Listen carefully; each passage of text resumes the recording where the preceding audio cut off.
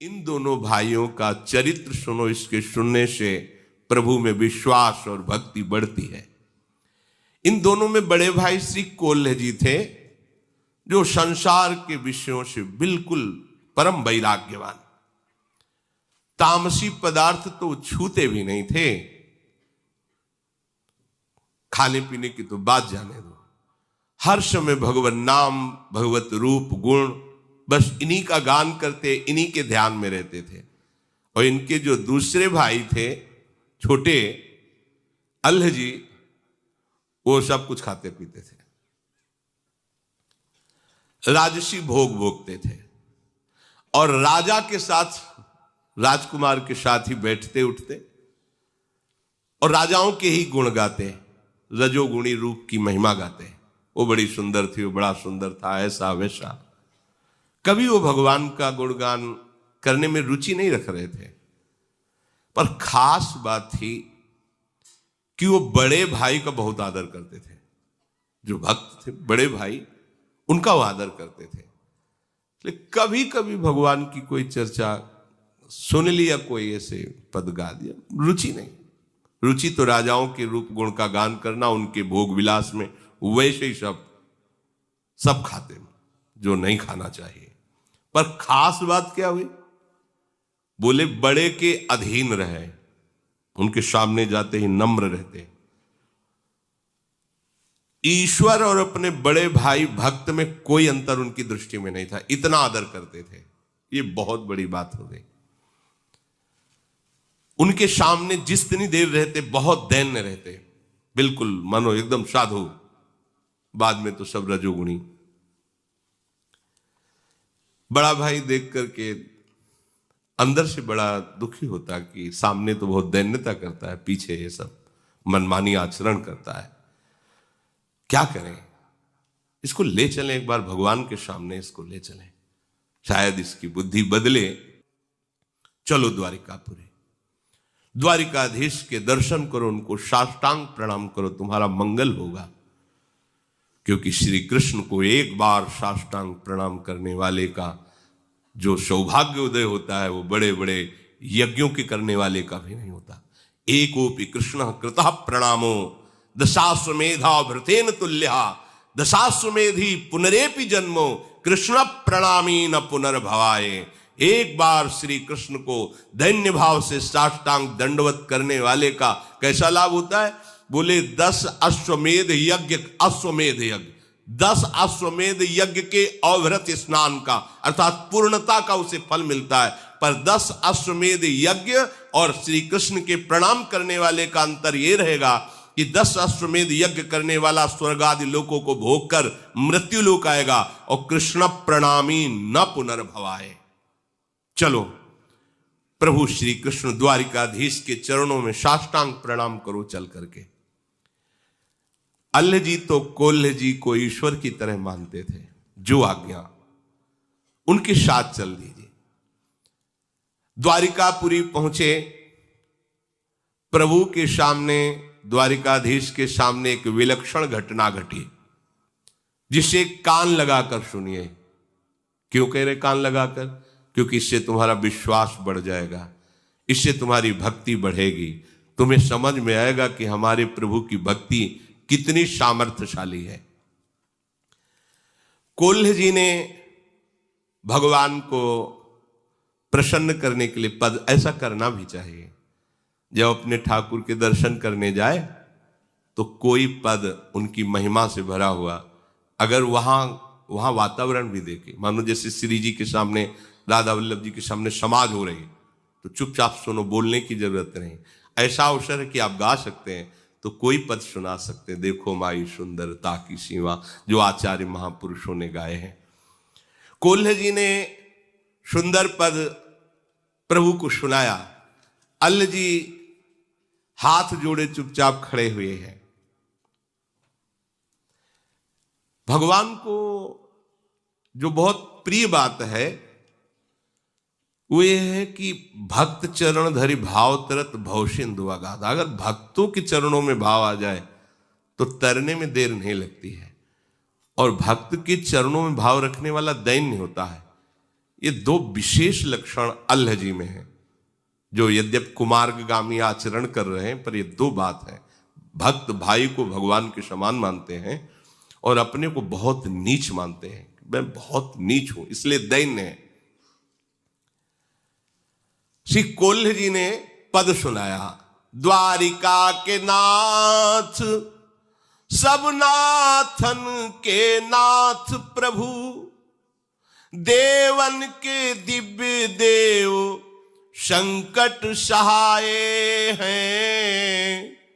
ब्रह्मा शिव देव दैत्य दानो अरु मानवादि सब ही के रचैया और सब में समाये हैं। कारज के कारण ओ तत्वन के तत्व आप, माया के अधीश ईश अलख लखाए हैं। महिमा महान गावे वेद और पुराण, कुल पार नहीं पावे हारी शीश को नवावे हैं। द्वारिकाधीश को पद सुनाने के बाद कहा, भाई तो भी तो बहुत बढ़िया गायक है, राजाओं की सभा में गाता है, देख सुना द्वारिकाधीश को। वो सुख चाहते हम कैसे सुनाए, हमारे अंदर तो भक्ति ही नहीं है। जिससे प्रभु प्रसन्न होते हैं वो बात ही हमने नहीं, हम जब कह रहे हैं तो सुनाओ ना। तो उन्होंने प्रभु की ब्रज लीला संबंधी पद सुनाए। बड़ा सुंदर उनका स्वर था, क्योंकि राजाओं की सभा में तो सब रजोगुणी काम था। द्वारिकाधीश के सामने बड़े भ्राता भक्त की आज्ञा हुई तो गाय, गलीन में गोकुल की गांसी गांसी गोपीन को, गोरस ओ गोरस को दान ले सिहायो है। सगरियल बेलीन को नवल नबेलीन को, गाय के गवायो अरु नाच के नचायो है। अबुलाल आन मान प्राण की हरन हारी, बांसुरी बजाए घर बार भूलवायो है।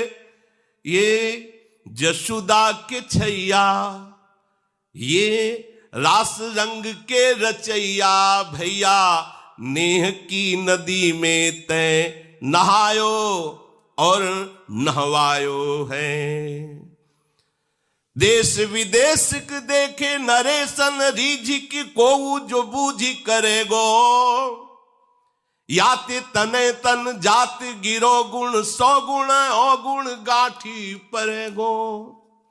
बांसुरी वारो बड़ो रिझवार है, श्याम जुने कुसुधार ढरेगो। ये लाड़ी लो छैल छबीलो अहीर को, पीर हमारे ही की हरेगो। वाह वाह वाह, द्वारिकाधीश बोल पड़े, वाह वाह। सब आश्चर्यचकित हो गए प्रभु के श्री विग्रह से। साक्षात द्वारिकाधीश बोल पड़े, वाह वाह। ब्रज की लीला, प्रभु चित्त चोर के भी चित्त को चुराने। महामहिम श्री जगन्नाथ जी का जो आप रूप देख रहे हैं, ब्रज लीला श्रवण का परिणाम है। प्रेम विकल विह्वल स्वरूप जो जगन्नाथ जी का है, ये ब्रज लीला महाप्रेम स्वरूप है। प्रभु ने हुंकार भरी, वाह। कोल्ह जी ने गाया, द्वारिका के नाथ हो सब महिमा। जब अल्लाह जी ने गाया, पूरा मंदिर आश्चर्यचकित हो गया कि वाह वाह वाह। पहला आश्चर्य तो कि आज तक कभी कोल्ह जी के सामने कोई भागवतिक चमत्कार नहीं प्रकट हुआ था। अल्लाह जी कभी दर्शन करने नहीं आए थे, वही उपद्रव रजोगुणी, पर आज दर्शन करने आए भगवान ने वाह वाह कह दिया। पहले ही चुभा, ये को बार हम इतना आए, रोज आए, दर्शन किए, गाए, कभी वाह वाह नहीं। हम तो जानते हैं ना, आप भी जानते हो कि शराब वो सब वाह वाह वाह, चलो ठीक, थोड़ी तसल्ली। अब दूसरा प्रोग्राम, माला और प्रसाद, जाओ जो अंग शेवी उनसे पहनाओ जाके। अल्लाह जी को नजदीक गए, अल्लाह जी किसका नाम?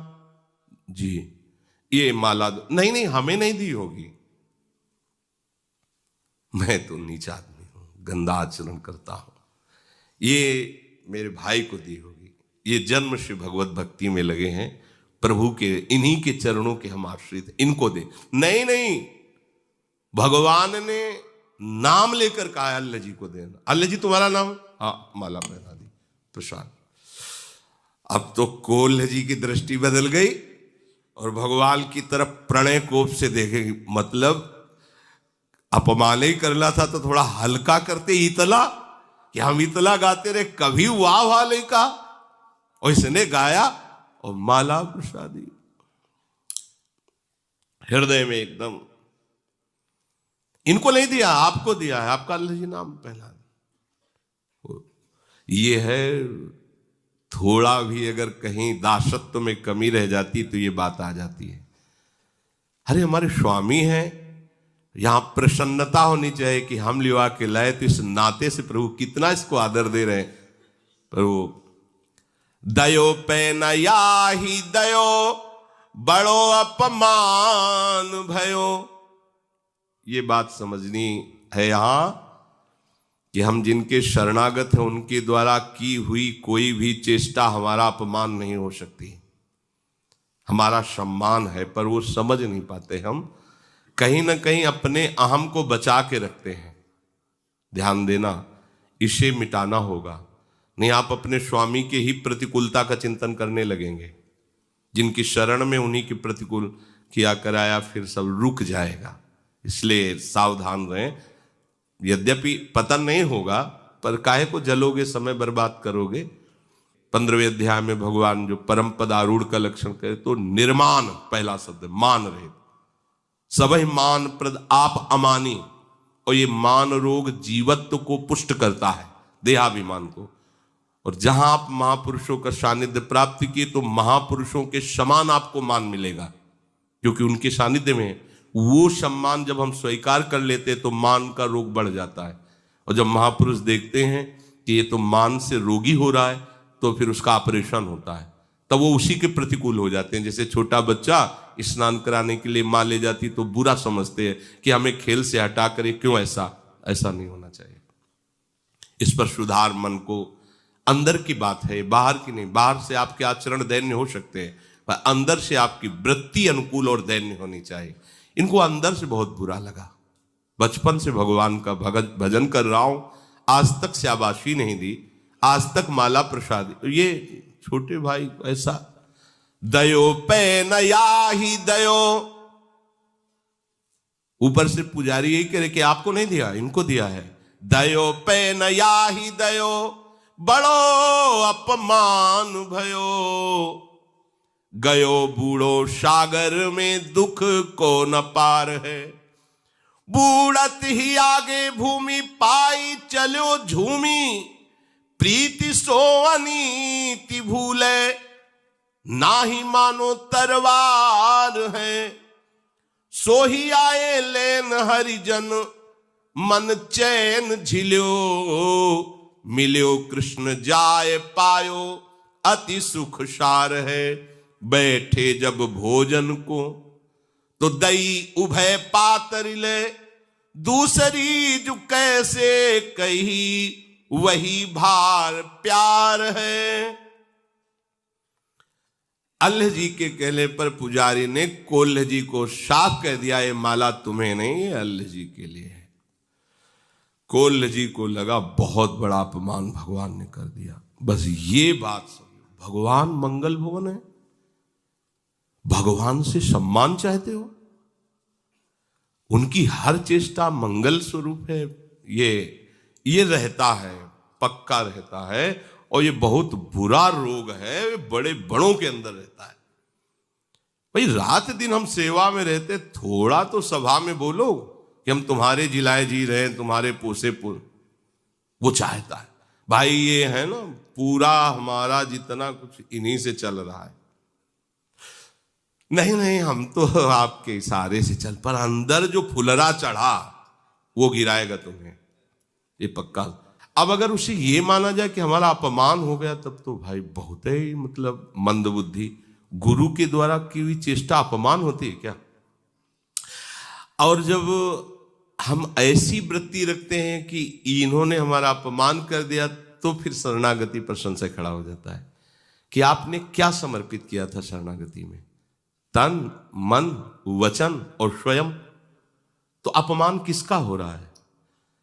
उनका समर्पित तन, उनका समर्पित मन, उनका प्राण, उनका सब कुछ। तो वो अगर आपको ऐसा ही लग रहा, तो अपने आप का अपने आप से अपमान करने तुम्हें परेशानी क्या है?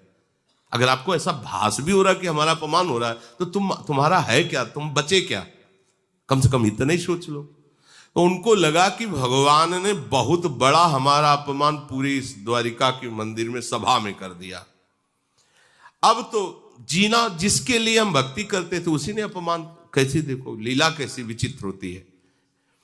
कोल्ह जी ने अपना अपमान समझ करके आत्महत्या करना उचित समझा।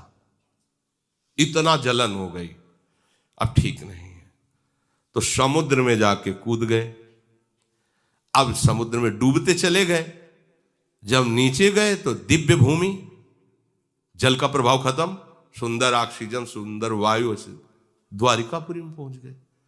ऐसे भक्त डूबना भी चाहे तो भगवान डूबने देंगे क्या? द्वारिकापुरी पहुंच, दिव्य द्वारिका का दर्शन, परमानंद की अनुभूति हुई। पर अंदर ही अंदर जल रहे हैं कि है तो वही द्वारिकाधीश, जो माला उसको दी थी हमें नहीं दी। अंदर जलन है, भूल नहीं पा रहे थे। जैसे तलवार का घाव हो तो कर सकता रहता, तो प्रभु के प्रति थोड़ा गुस्सा कि छोटी ही माला हमें भिजवा देते ये माला वाली बड़ी चक्कर है। जैसे समाज में जाए ना, जिस अपने समाजें होती हैं, तो निमंत्रण में जैसे समाज में गए, 50 लोग बैठे हैं, तो उसमें क्या होता है, लिफाफा, माला और चद्दर। जरूरत नहीं ना लिफाफा की, ना चद्दर की, ना माला की, बगल में सबको पहना दिया गया। मान, ये तभी परिचय में आता है मान। देखो, मान चाहने के लिए हम अपने को बहुत नीचा दिखा सकते हैं। मैं दुष्ट हूं, अधम हूं, नीच हूं, पामर हूं, जूता के पास बैठ जाएंगे जाके, बात समझना। लेकिन उसमें भी मान की चाहत होती है। बात तब होगी जब जबरदस्ती तुम्हें कोई वहां बैठे हैं, और फिर आप अपने को अधिकारी मान करके हाँ यही मेरा अधिकार है, तो समझ में। अपने को कह रहे हैं हम नीच हो, जब दूसरा कहेगा नीच है, पाखंडी, तब कैसा लगा? हाँ, तो ये बड़ा सूक्ष्म विषय है। अब वो घाव की तरह उनको अंदर आनंद तो आ रहा है दिव्य द्वारिकापुरी के दर्शन में। आगे भगवान के पार्षदों ने, आइए प्रभु आपको बुला, और आनंद हो। भगवान के पार्षदों ने अगवानी की, और आनंद मिला, बड़ा सुख मिल रहा है, बड़ी शांति, बड़ी दिव्यता का अनुभव हो रहा है।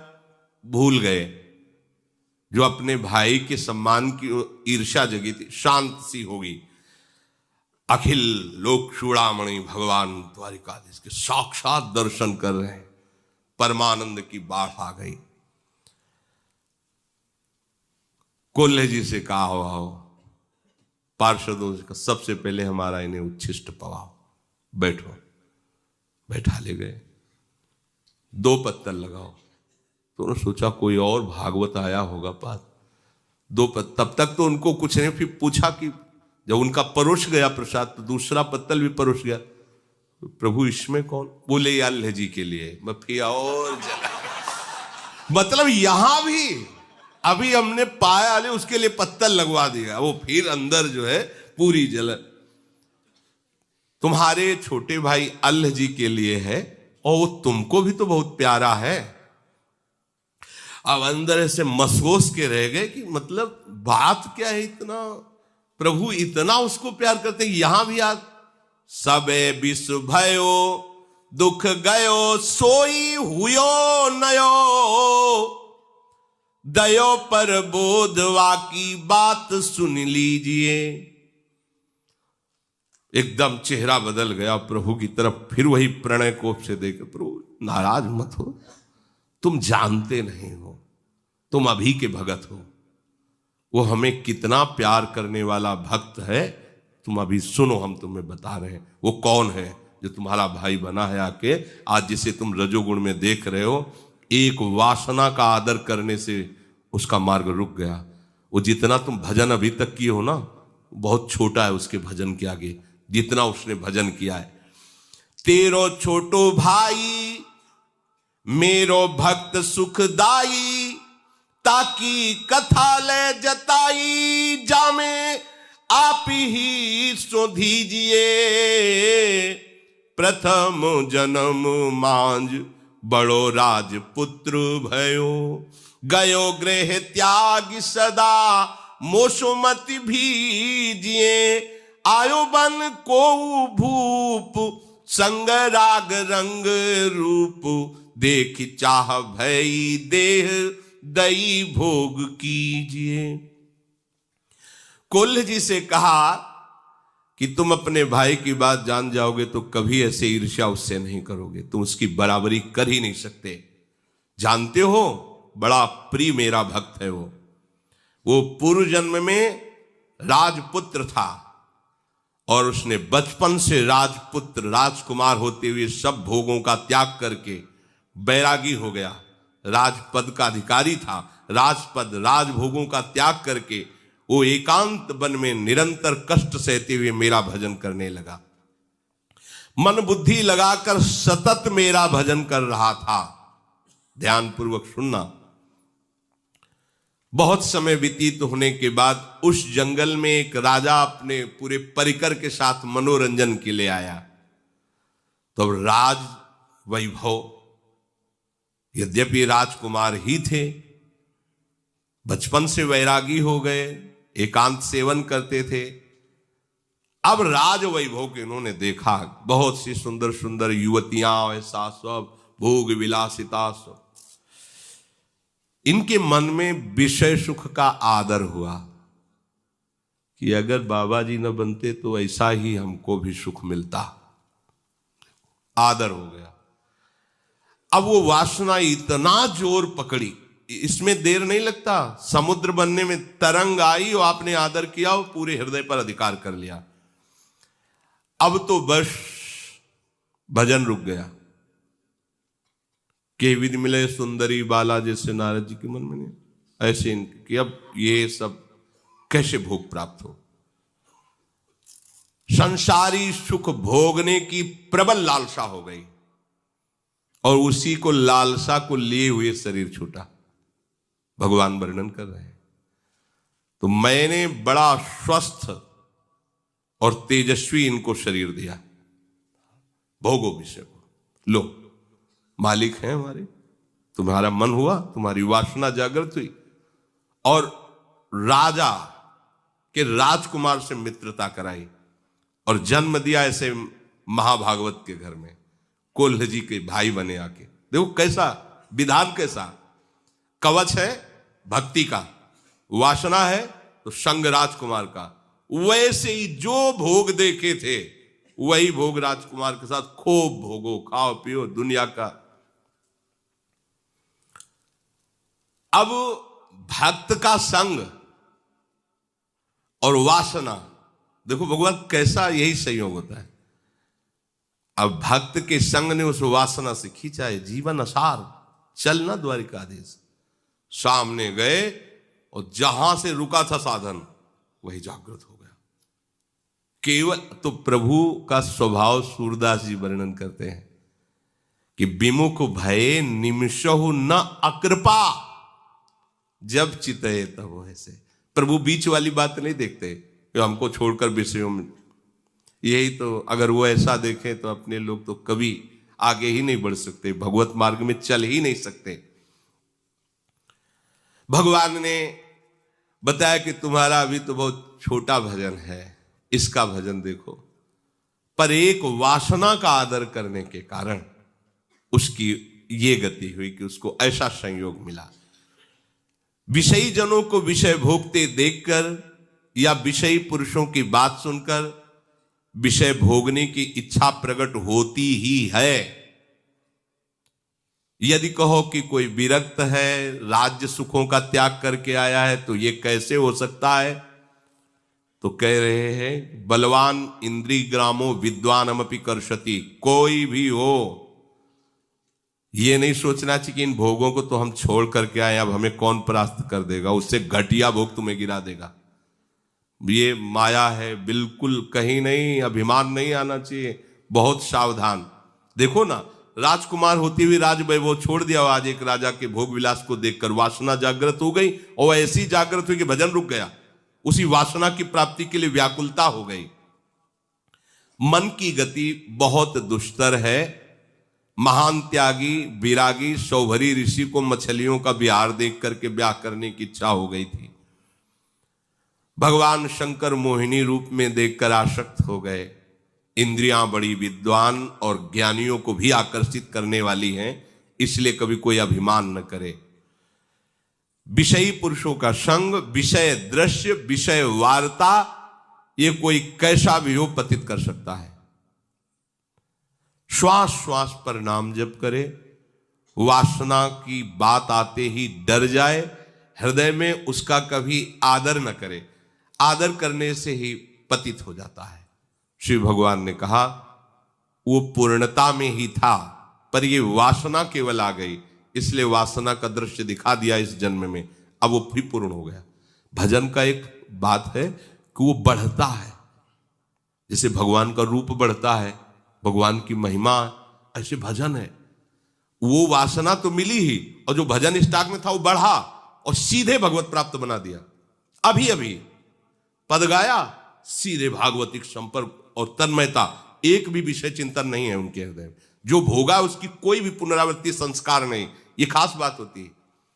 अगर भक्त की कहीं वासना पूर्व की और भगवान उसका, तो उसमें संस्कार नहीं बनेगा। जैसे भोगियों का संस्कार होता है कि भोगा पुनः संस्कार, पुनः उसकी तृष्णा वासना, ये नहीं होगा। उसको घृणा पैदा हो जाएगी अंदर से, संस्कार रहित हृदय होगा, क्योंकि वो प्रभु की तरफ से चल रहा है, डॉक्टरी चल रही, वो ऐसा नहीं। ये बहुत कृपा का मारा। आप तभी तो कहते आंख मूंद के दौड़ो गिरोगे नहीं, आंख मूंद के दौड़े। अब तुम्हें चिंता नहीं करनी, ऐसे चिंतामणि चरणों का आश्रय ले लिया है, अब चिंता, बोले चिंता नहीं करनी तो फिर आज से फिर पिटाई होगी, विषय नहीं पाओगे। बार बार हम ये कह रहे हैं, इसलिए इस मार्ग में चलने के लिए करें, इधर नहीं। इधर तो चिंता ही चिंता है, तुम निश्चिंत हो ही नहीं पाओगे। निश्चिंत होने का ये मार्ग है। और भगवान ने कहा देखो, तुम इस जन्म में भक्ति कर रहे हो, पर कैसी तुम्हारी भक्ति रंग लाई है कि तुम्हारे ही आश्रित, तुम्हारे ही भाई का आदर होने पर तुम्हारे अंदर कितनी जलन है, तुम प्राण त्यागने के लिए और वो तुम्हें अब भी कितना प्यार कर रहा है। तेरे ही वियोग अन्न जल सब त्यागी दियो, जियो नहीं जात पे बेग सुधि लीजिए। जिस दिन तुम समुद्र में कूदे, उसी समय उस समुद्र में कूदना चाहते थे, लोगों ने पकड़ लिया, आज भी उन्होंने अन्न जल नहीं पाया, प्राण त्यागने के लिए तैयार है आपके लिए। और आप कितनी ईर्ष्या से युक्त है। आप सोचिए आप किस कोट के भक्त हैं। ये प्रसाद लो और जाओ प्रसाद। हाथ पे प्रसाद दीनो, आए घर चीन लीनो, सुपनो सो गयो बीती, प्रीतिवासो कीजिए। द्वारिका को संग सुनी, आवती ही आगे चलो, मिलो भूमि पर दृग भरी वह दीजिए। कही सब बात श्याम, धाम तजु ताही छिन, करो बनवास दो अतिमति भीजिए। तुम्हारे वियोग में तुम्हारे छोटे भाई ने अन्न जल त्याग दिया है, तुम्हारे वियोग में वो प्राण त्याग देगा अगर तुम नहीं पहुंचे। शीघ्र जाओ, भगवान जी ने वो प्रसाद दिए, जाओ उनको देना। और प्रभु की वो शंख चक्र के छाप लेकर के आए। अब वो जो अपमानजनित दुख था क्षण में नष्ट हो गया, क्योंकि अज्ञान के कारण था। अपने भाई पर अपार प्रेम हुआ। अल्लाह जी ने जब सुना कि कोल्ह जी को द्वारिकाधीश के दर्शन हुए, तो भूमि पर लेटकर उनको प्रणाम करके उनका स्वागत किया। दोनों भाई आंखों में आंसू भरकर मिले, भगवत प्रसाद पाया, और वहीं से आजीवन के लिए दोनों वनवासी होकर भगवत प्राप्त हुई। देखो, वासना का आदर करने से इतना विघ्न पड़ा, पर नाश नहीं हुआ, पतन नहीं हुआ, फिर वही बैरागी बने और भजन की पूर्ति हो। तो आप ही जो भजन कर रहे हैं ना, एक एक मिनट प्रभु देख रहे हैं, द्वारिकाधीश पूरा देख रहे हैं ना, आगे की पीछे की सब। हमें ये नहीं सोचना कि हमें कोई देख नहीं रहा, अच्छाई या बुराई भी। बहुत भजन कर रहा हूं, कोई शाबाश तो कहने वाला नहीं, नहीं जिसके लिए भजन करे वो शाबाश दे रहा है, वो देख रहा है, कोई देख नहीं रहा, मनमानी कर लेते हैं। नहीं नहीं, जिससे मिलना चाहते हो, जिसका भजन करे वो देख रहा है, तुम मनमानी कर रहे हो, इसलिए सावधान रहो। श्री भगवान कहते हैं मेरे भक्त का कभी नाश नहीं होता, मेरा भजन अविनाशी है। हाँ, थोड़ी रुकावट आ जाएगी यदि आप प्रमाद करोगे, तो क्या आपको भगवत प्राप्ति तो होनी ही है।